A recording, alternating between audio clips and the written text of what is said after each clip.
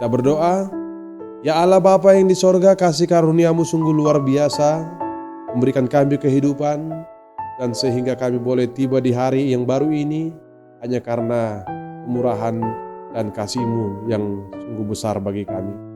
Sebentar kami Tuhan akan mengawali segala aktivitas kami, lewat firman-Mu yang akan menyapa kami. Biarlah firman-Mu menjadi penolong, mendukung, dan kekuatan bagi kami, sehingga kami boleh bersuka cita dalam melaksanakan segala pekerjaan kami dan aktivitas kami dalam satu hari penuh ini, karena firman-Mu menyertai dan karena Engkau Allah bersama dengan kami.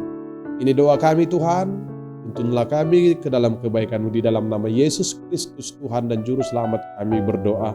Amin. Shalom Bapak Ibu Saudara yang terkasih, firman Tuhan yang akan menyapa kita pada hari ini diambil dari kitab Mika pasal yang ke-7 ayat yang ke-18. Saya akan baca dan beginilah firman Tuhan.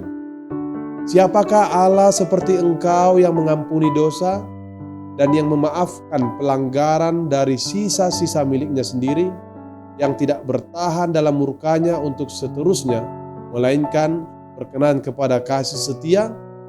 Demikian firman Tuhan. Bapak Ibu Saudara yang terkasih di dalam nama Tuhan kita Yesus Kristus, Nabi Mika menurut nats ini melihat hidup dan perbuatan umat Israel pada zaman penulisannya itu sangat bertolak belakang dengan firman Tuhan.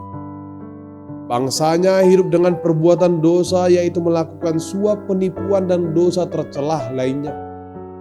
Dalam ratapannya Nabi Mika berseru kepada Tuhan bahwa orang saleh telah hilang dari negeri dan tidak ada lagi orang yang jujur, seperti dikutip dalam Mika 7 ayat yang ke-2a.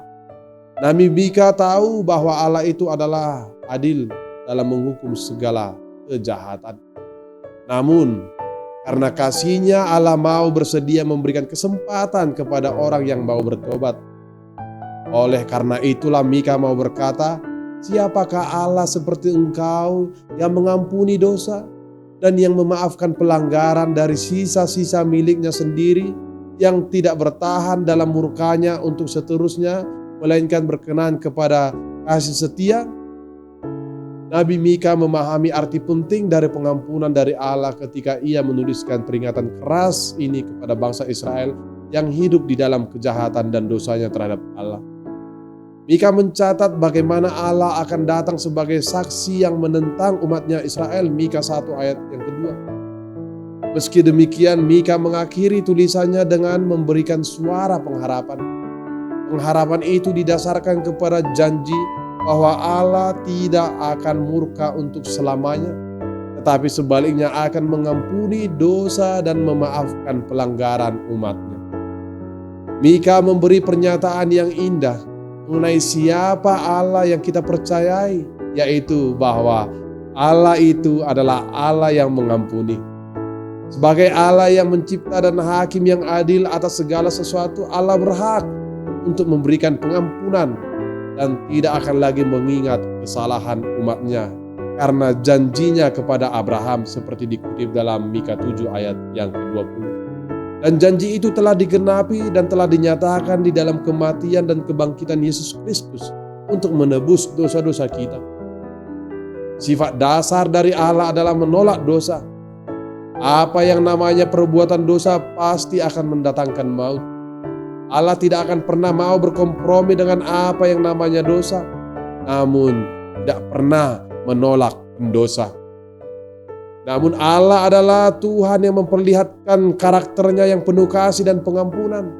Sebab pengampunannya itu mendatangkan kehidupan dan kelegaan. Dalam kasih-Nya yang begitu besar, Dia mau mengampuni dosa kita jika kita mau bersedia memohon di dalam kerendahan hati dengan kesadaran yang sungguh bahwa kita tidak akan dapat berbuat apa-apa jika bukan karena belas kasih-Nya. Dia yang tidak berdosa telah mengambil tempat kita. Walaupun tidak layak, Dia telah menanggung kejahatan kita.